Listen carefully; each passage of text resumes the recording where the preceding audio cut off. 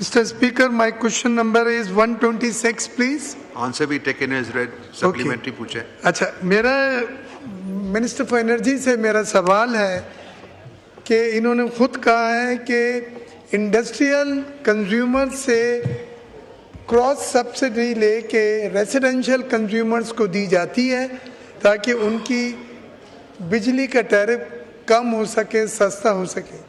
ये बात तो बहुत अच्छा है कि एक घरेलू सार्फिन को कुछ रिलीफ मिलता है, लेकिन cross subsidy is a fail model.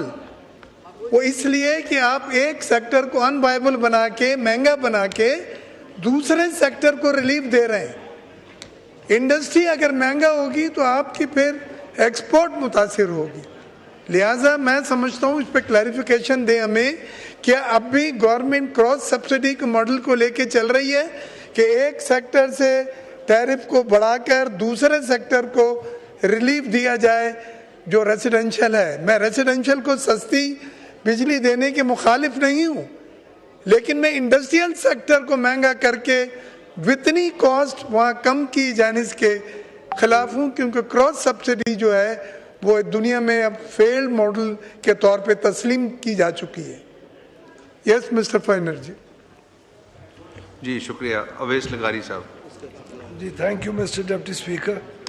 Sir June 2024 में इंडस्ट्री से 255 अरब रुपए की क्रॉस सब्सिडी ली जाती थी और बाकी वो जो सार्फिन हैं उनके फ़ायदे के लिए इस्तेमाल होती थी। इस क्रॉस सब्सिडी का हुजम 255 अरब से कम करके आज सिर्फ 94 बिलियन रुपीस रह गया है। So the industry is right now burdened with a cross subsidy amount of 94 billion rupees as compared to 255 billion rupees last year. इसके साथ साथ हमने इंडस्ट्री का जो बिजली का टैरिफ था इंक्लूडिंग टैक्सेस उसको हमने 48.7 रुपीज से रिड्यूस करके 38.4 इंक्लूडिंग टैक्सेस किया है। और आज जो टैक्सेस को पास ऑन का इफेक्ट होता है इंडस्ट्रियल यूजर के ऊपर, तो वो इन इफेक्ट इस वक्त 32 रुपए पर किलोवाट आवर का इंडस्ट्री के ऊपर on an average per unit cost है। तो हमने ना सिर्फ क्रॉस सब्सिडी का बोझ कम किया बल्कि उनकी ओवरऑल प्राइस के अंदर भी रिडक्शन लेके आए।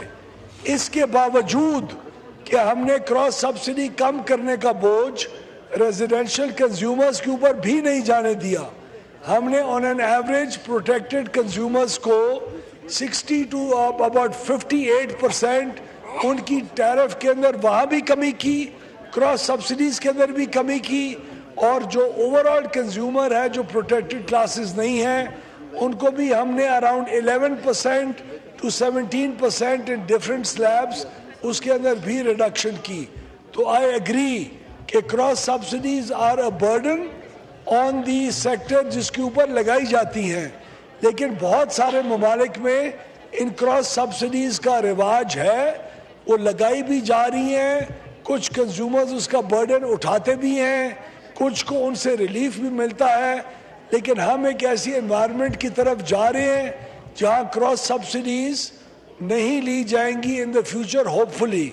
हमने इसी असना के अंदर इंडस्ट्री के लिए कंपेटिटिव इलेक्ट्रिसिटी मार्केट्स का भी प्राइम मिनिस्टर साहब की कैबिनेट ने रिसेंटली तमाम अप्रूवल्स दे दी हैं और व्हीलिंग चार्ज डिटरमिन करने के लिए रेगुलेटर को हमारी तरफ से एप्लीकेशन जा चुकी है, which in effect means that the government is now officially out of the business of procurement of any more power in the future।